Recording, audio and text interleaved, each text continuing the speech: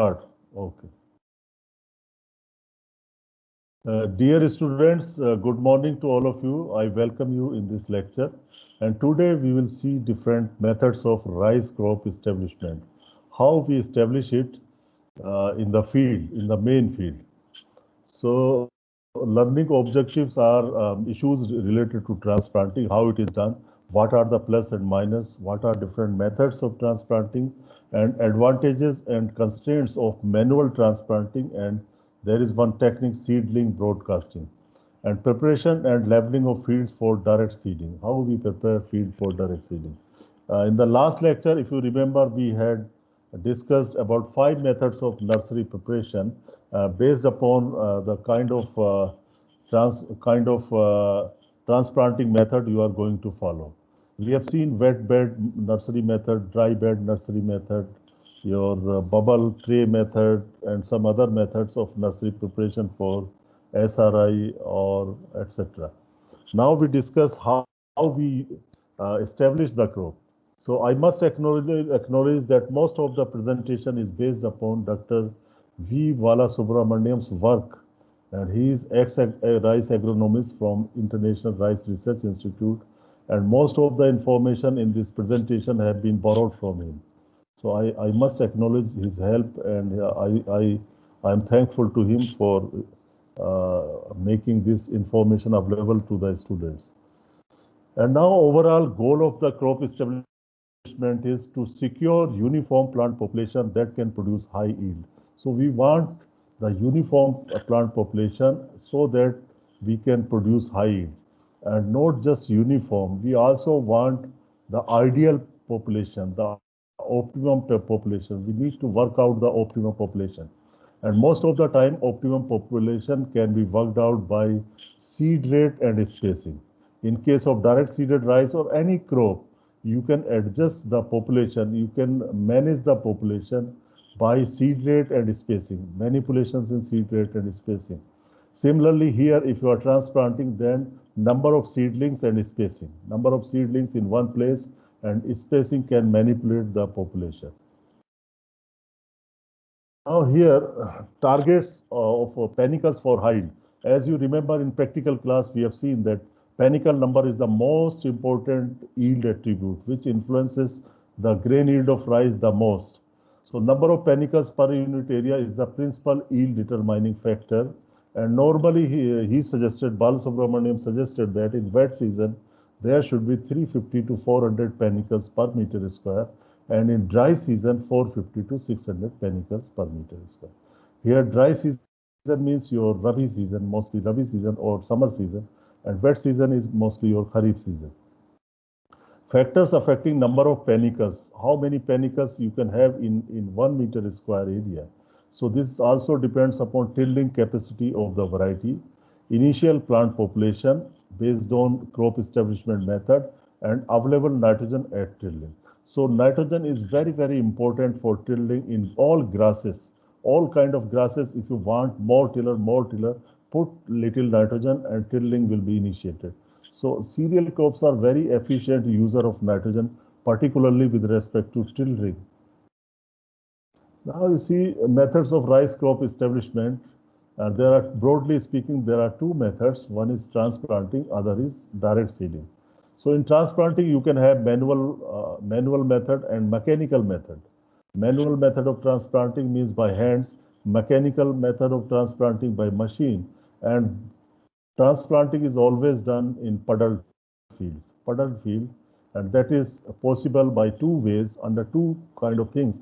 One is conventional or traditional rice that we grow, and other is SRI, system of rice intensification. I'll take one lecture on SRI separately.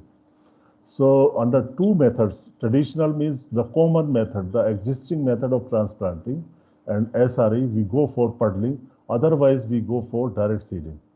And in direct seeding also sometimes puddling is done. In direct seeding also sometimes puddling is done, you will see. So direct seeding can be done by broadcast. It is practiced in upland rice soils, broadcast.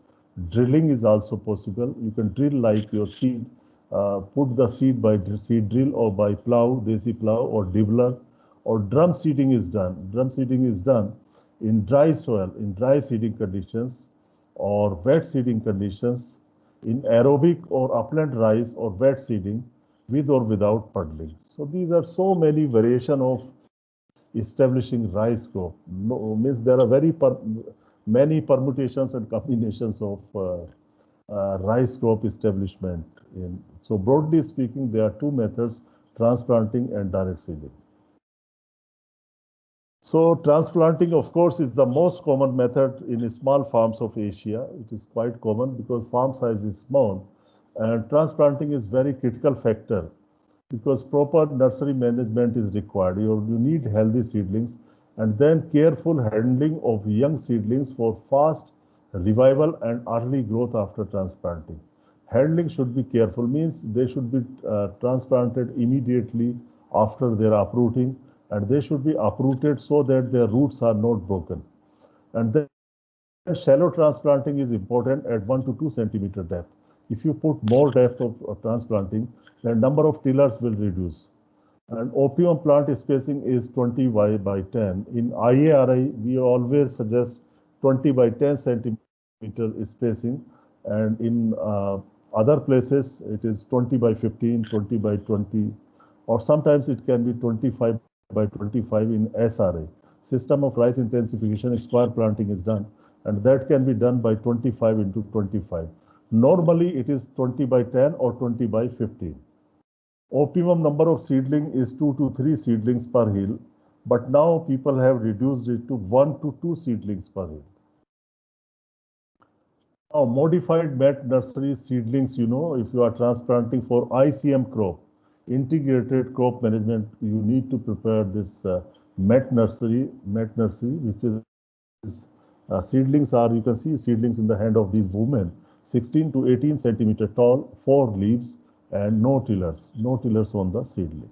So you can see the careful handling of the seedling means you should not break them. You should not break them. Handle with care. And this is how transplanting can be done. 1 to 2 seedlings per hill are recommended. And manual transplanting, what are the advantages? You see, manual transplanting by hand, the advantage is good head start for plant growth over weeds. So this is the general advantage of transplanting. Head start means they are on the top. The seedlings are on the top and weeds have not germinated. They are in the process of germination. So therefore, the seedlings of crop will get head start. Shorter duration in main field. So it will save your resources. It will save your resources because for 25 days, you need not to worry in the main field because you have grown the nursery. So this nursery is there for 25 days. So 25 days you need care of the less area, very less area. Easy to maintain uniform plant spacing and population if planted in rows. So very easy to maintain uniform plant spacing because you can plant them in rows, you can have control of the spacing. But it has got certain limitations also, manual transplanting.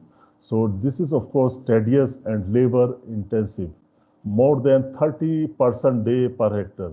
So before it was man days per hectare, but now some women have objected it, and rightly so, that it should be person, it should not be man, it should be person day per hectare. So tedious and labor intensive. You can see the people are bending their back. So sometimes back pain, drudgery and back problems can happen because of this transplanting. And also uprooting of the seedling also require people to sit on their knees. So it also creates some problem, particularly for the old people. And then difficult to find labor to plant on time. This is the most serious issue when people do not get the sufficient laborers. Poor plant population due to contract TP on area basis. This is also important. Now, contract transplanting is done. Contract means I will pay you this much of money, transplant my 1 acre of land. So they will transplant seedling very thinly and more spacing, this and that, and they will be very quick. They don't bother to put seedling at right depth also. So this contract transplanting can be a constraint. And another constraint could be sometimes farmers go for random transplanting. They do not do in lines, and they just do it randomly. So which is quite common. Instead of line transplanting, farmers like to have random transplanting. Manual transplanting, if you are doing manual transplanting, then gap filling is necessary because some seedlings may die and some places may remain empty. In some places, labor may not put your seedlings. So you need to go for gap filling. So carelessness in transplanting. Sometimes people are careless and they can leave certain spaces untransplanted. So death of the seedling is also possible by submergence, uprooting due to excess rain, flooding, or runoff, heat injury. So gaps should be filled by healthy seedlings after 1 week of transplanting. One should go to the field and see where are the gaps. If gaps are there, just take out fresh seedlings from the nursery and transplant there. Now you see mechanical transplanting. Now variety of manual, variety of transplanters are available. Some are run by human beings also. You can pull them. This is manual transplanter. Here you don't need engine or machine to run this transplanter. One person can pull or push it. I think he is pulling it. Whatever way it is there, but manual transplanter is also there, which is more efficient than manual transplanting by hand. And you get variety of transplanters are available in the market, Chinese transplanter or Japanese transplanter, or you can browse YouTube, you will find thousands of transplanters. They are available. In India also certain private players are making transplanters. I know one company, Mahindra and Mahindra, they started making transplanters, paddy transplanter long way. You can see this is how mechanical transplanting is done. This is the field in IRI, and unfortunately, you have not seen these fields yet. And in the background, you got Kirshi Kunj is the colony of IRI. You can see in the background these houses. So this is in IRI where we got transplanting done by machine. This was first year, long back. Long back, we got this mechanical transplanter and it is paddy transplanter. You can see how it looks.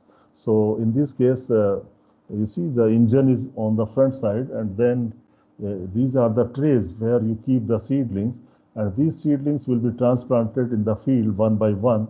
And this machine has fingers. Those fingers will put seedlings into the soil. So this is how a mechanical or paddy transplanter looks. But there are so many variations. Some transplanter are run by bullocks also, some by men also, and some by machine power also. So there are lot many variations in transplanters. And this is how it works in the field. So transplanter, the person, it was our first experience, so it is not straight. You see some problems are there, but this is how this transplanting is done. And you can see that the water, we should not keep very deep water. It should be very shallow, thin layer of water when we go for mechanical transplanting. It should not be 10 centimeter, 15 centimeter water. It should be very thin layer of water. Then it is successful.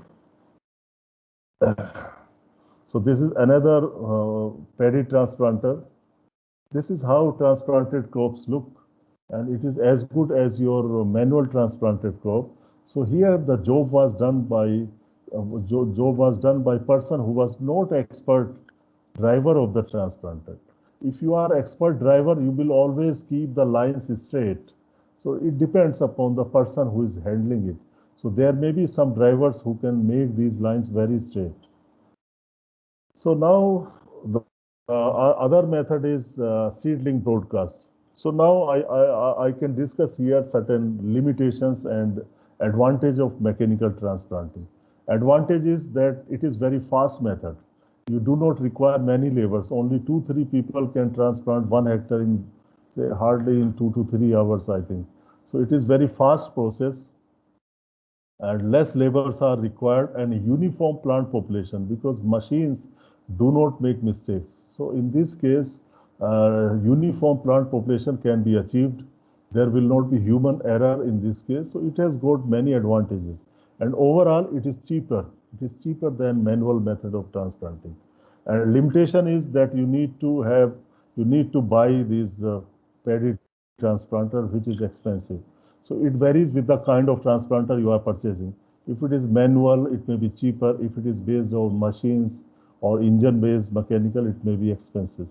So normally it may vary from 1.5 lakh to 2 lakhs for transplanter. So that is the limitation of mechanical transplant.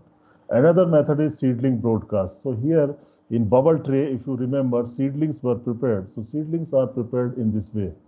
So they can be broadcasted into the main paddy field where you have done the puddling. Puddling is already done, and you just want to broadcast these seedlings. You need not to go for manual transplanting like in other case. Just you need to throw them. You need to throw them up into the sky, and then they will fall on the ground and they will stick to the soil, and then they are established. So you can see some pictures like this. This man is throwing these seedlings into the paddy field, the prepared field. This is puddle field. He's just throwing these seedlings, and they are expert people. They throw them uniformly.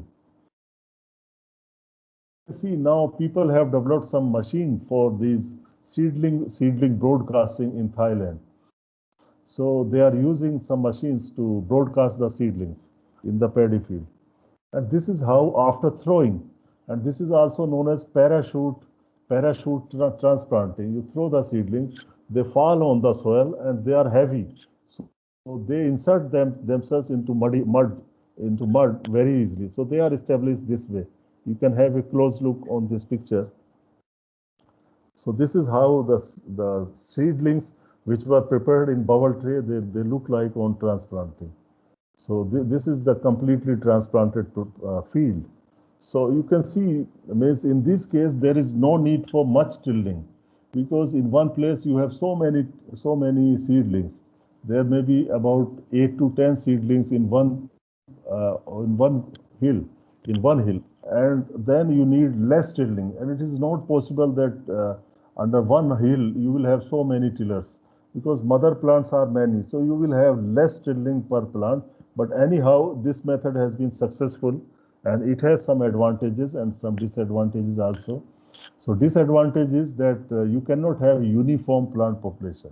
It is very difficult to get uniform plant population. Otherwise, you don't need labor for uprooting the seedling, and you don't need labor for transplanting the seedling. You can do the job simply by throwing the seedling into the sky, and they will fall on the soil. So it has some limitations also, but many people have made a comparative study where you get the higher yield. So they have come out with the result that this method also give you the same yield as manually transplanted method. This is the picture. I visited some fields where they were doing the parachute transplanting, and this is how they prepare the seedlings in the trays. And these are the prepared trays. So seedling broadcasting, what are the advantages? Low seed rate, 15 to 20 kg per hectare, less labor for crop establishment. So only 16 labors are needed for seedling broadcast against the manual transplanting, where you need 30 to 36 labors for 1 hectare transplanting. So here the number of labor is almost half. No bud damage in the nursery and main field, because bubble tray nursery, you put the seed first and then you put the soil. So bud damage is not there. Early crop maturity by 7 to 8 days. This is reported by people, because there is no seedling shock. Here there is no seedling shock. Seedling is already there in the soil. So shocking is not there. Water saving is there. 10 irrigation for SBR seedling broadcasting and 12 for transplanted rice. So this is the difference in irrigation also. Water saving is there. Less use of agrochemicals, as they can be applied directly to the nursery. So some advantages are there. Limitations are farmers have to buy plastic trays. Heavy rains just after seedling broadcast may disturb the distribution of broadcasted seedling. They can wash the seedlings. Now you see the seedling broadcast on station field trials. So manual transplanting, you can see establishment method and the yields.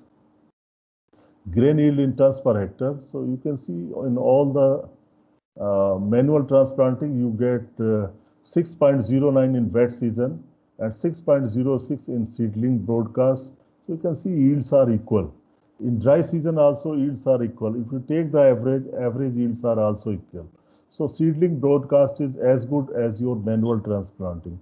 That is why in some country it is very popular. In Thailand, in Vietnam, the seedling transplanting is quite popular. Now you see the plant population and comparative study of seedling broadcast and transplanting in two different locations. One is Veera, Padesa, and other is Jayantipura. So I don't know which country it is, but wherever it may be, maybe Sri Lanka. I think name suggests it may be in Sri Lanka. So number of hills per meter square in seedling broadcast, it is 38. In transplanting, it is slightly more, 42. In another location, 49, 39, average is almost same. You can see 44, 41.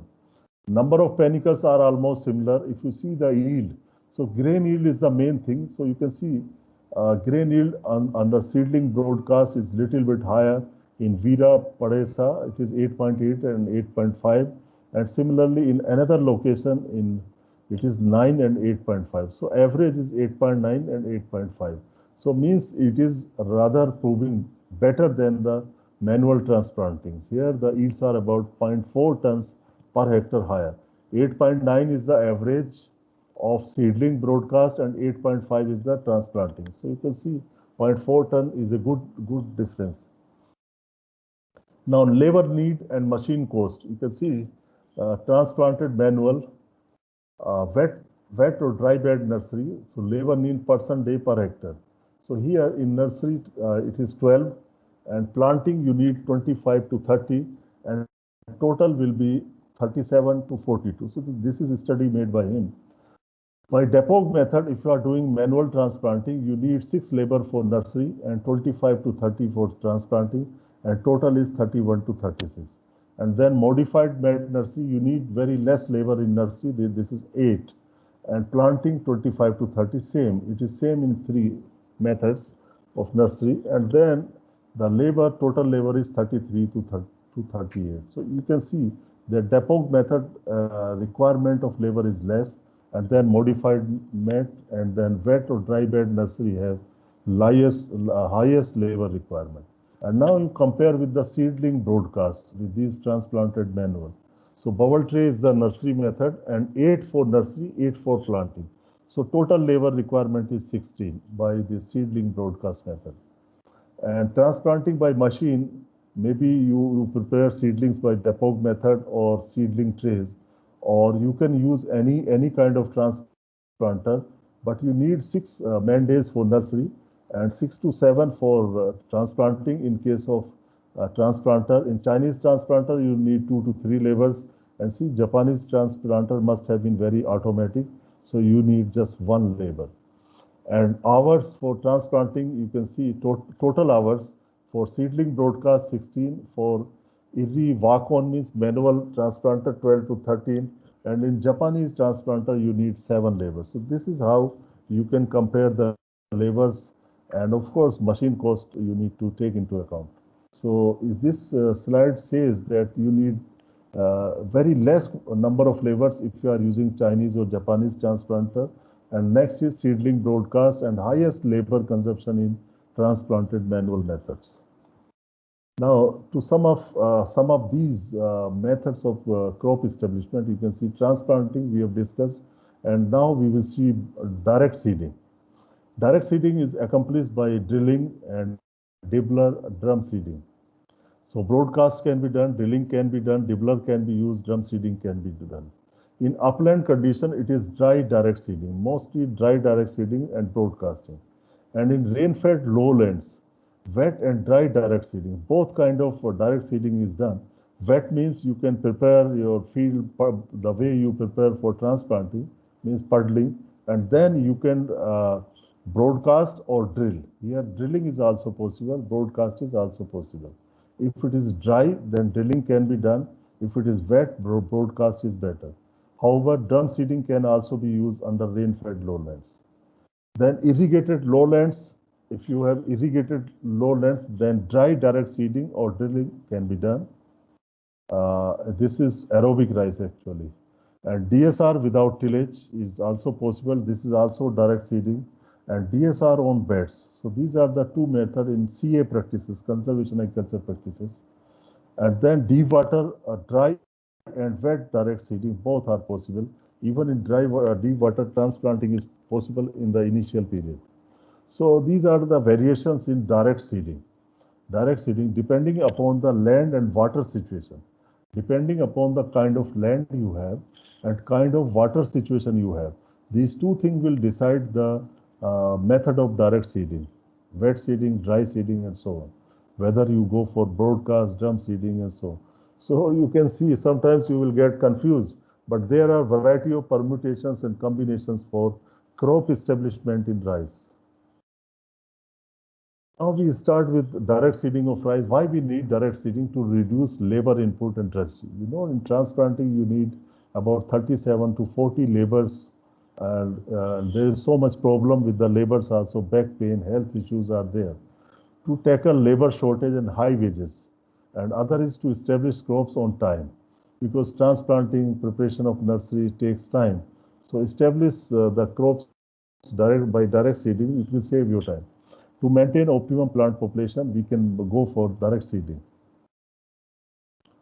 Direct seeding of rice, there are certain advantages, like there are certain incentives based upon which we can switch over to direct seeding. Direct seeding, availability of short duration rice varieties. Now we have short duration rice variety because direct seeding is practiced mostly in water scarcity areas where we want to save the water or where we have scarce water.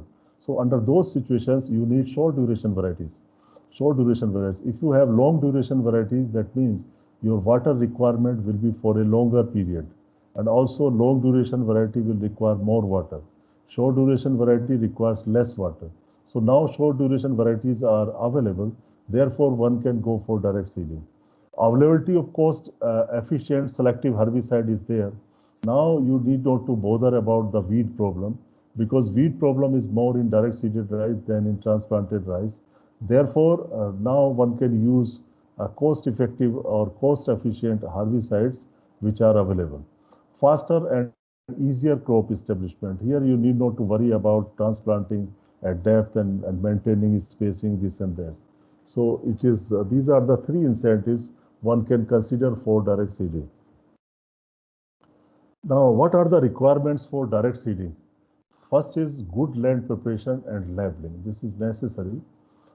Furrows to, and of course, good land preparation in case of aerobic rice or direct seeded rice.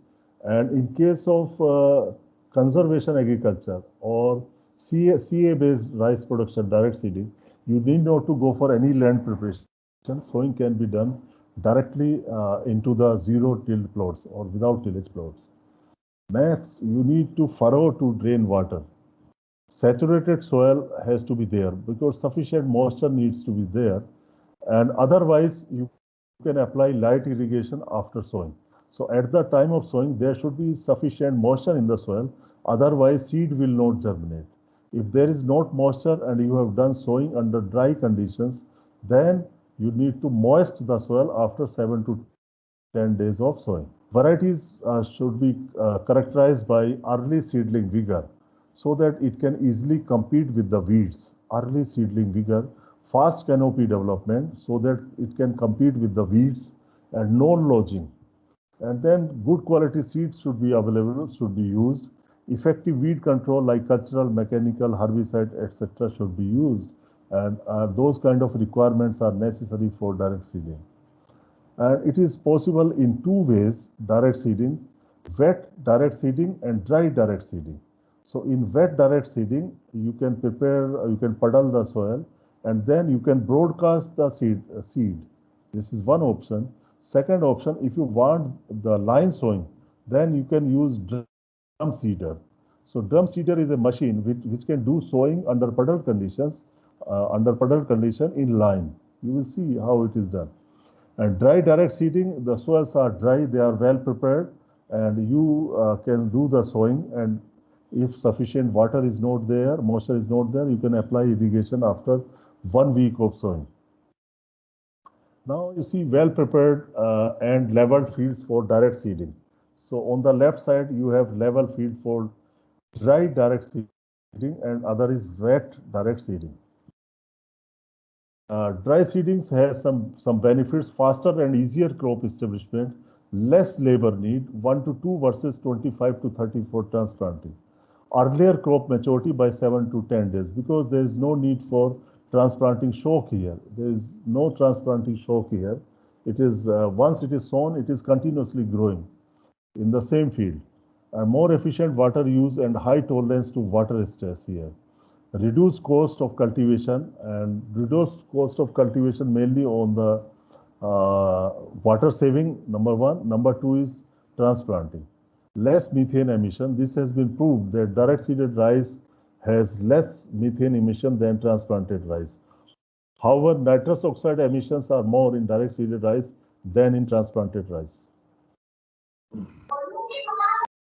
Now, direct seeding methods, just we have seen that wet direct seeding method, puddle soil, broadcast or row seeded. Row means line seeded, and surface wet direct seeding or water seeding. It is also possible water seeding.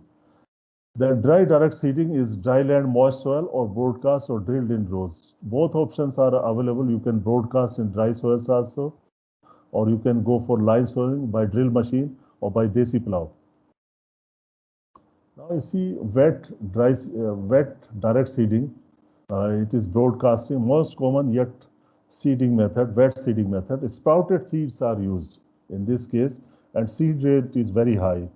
It ranges from 80 to 250 kg per hectare, but normally it is not too high now, even in broadcasting. Now people are coming to say 30 to 40 kg per hectare for broadcasting.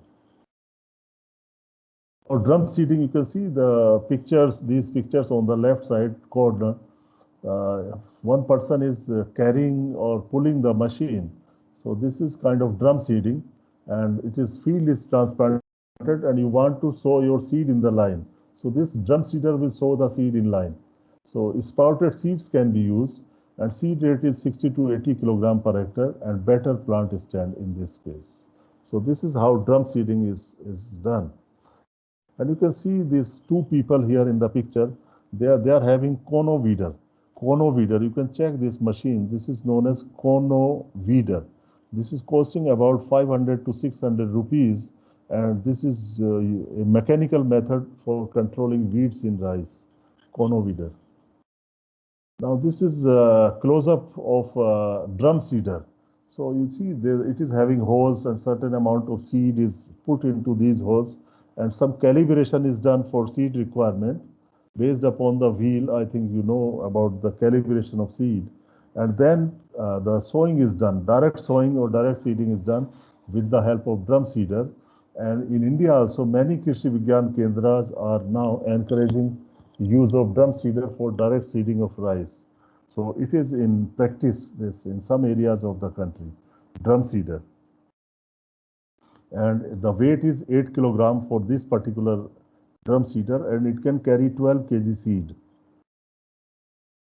Now it has got some seed hoppers. You can place the seed into this space. These spaces you are seeing, and you also see the seed hose. From these seed hose, the seed will come out when the drum seeder moves in the field, and the seed will come out, and it will come out in the lines. Now, dry broadcasting, this person is doing dry broadcasting, seeding behind plow, and dry seeding used in rain-fed areas, and dry seed germination with rainfall and drought. So under such conditions happens mainly in upland. In upland, if you are doing direct seeding, then you broadcast the seed and then wait for the rain, and rain will come and then the seed will germinate. So this happens that sometimes farmers broadcast seed 1 month before 1 month before rainfall. Actually, it is also possible, and they cover the seed with soil. A high pest incidence is there.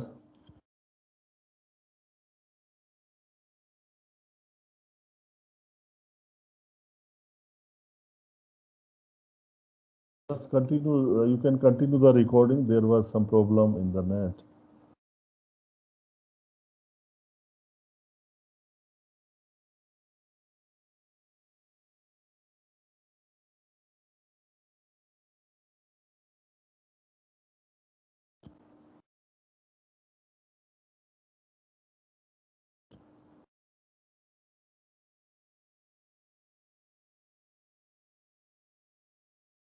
Now this dry seeding in uplands and dry seeding in lowlands. Dry seeding in lowlands means most of the times if you have assured irrigation, high-yielding variety seed is available, you can do direct seeding in lowlands, irrigated lowlands. If you do this direct seeding in irrigated lowlands where high quantity of fertilizers are used and modern varieties are used, that kind of rice is called as aerobic rice. Mostly people refer to that rice as aerobic rice. So this dry seeding can be done under two conditions, upland as well as lowland condition. Under lowland condition, IRRI International Rice Research Institute has referred it as this aerobic rice. So some people say that under dry seeding you have high pest incidence compared to transplanted rice. Now you see other option, there are number of options. You see this case, this is under zero tillage condition, sowing of rice. So Subramaniam gave this picture, zero till drill and planting. So this is direct seeding under conservation agriculture. Bed planting is another conservation agriculture practice where rice can be planted on the beds, narrow beds or broad beds, whatever it is. So bed planting is also possible under conservation agriculture where there is sufficient tillage. Here the tillage was done to prepare these beds. And transplanted rice, transplanting seedlings on the bed. This is another method. It is not very successful, and some people have made an attempt to transplant rice on the beds, and they made certain furrows. So transplanting seedlings on the beds. So good crop establishment, but more labor intensive. You need to prepare beds, transplanting, good plant growth and uniform tilling, less water used by 20 to 30% than that of transplanting method, high yield as that of TPR. So these are the part of the research. Even somebody tried transplanting of rice without puddling. Have you heard of it? Without puddling. They go for transplanting. Means first you can prepare the field well and then put the water into the field and then go for transplanting. They did not like to do puddling. So there are many exceptions, many modifications of puddling and transplanted rice. Oh, direct seeded rice on bed, dry drill seeding on beds, dry drill seeding on beds. You see these pictures here, fast and efficient seeding, but poor crop establishment. So this is an issue here. Poor crop establishment is an issue mainly because of moisture problem. May need saturated soil for the first 25 to 30 days. Conserves rainwater and avoids flooding. This is advantage. Saving in water 20 to 30%, this bed planting. Micronutrient deficiency, iron, zinc, copper, etc. may come up. Severe weed infestation. This is the problem of all kind of direct seeded rice. That you have severe weed infestation and needs effective herbicide. And sometimes you can have termite problems in dry drill seeding on beds. So friends, I must thank you all. And these are the students long back. I used to teach them rice crop and they are in the rice field. While doing practical, I used to take them to the field. I don't know where are they these days. I wish them all good luck and I wish you also good luck. So this lecture ends here and your questions are welcome.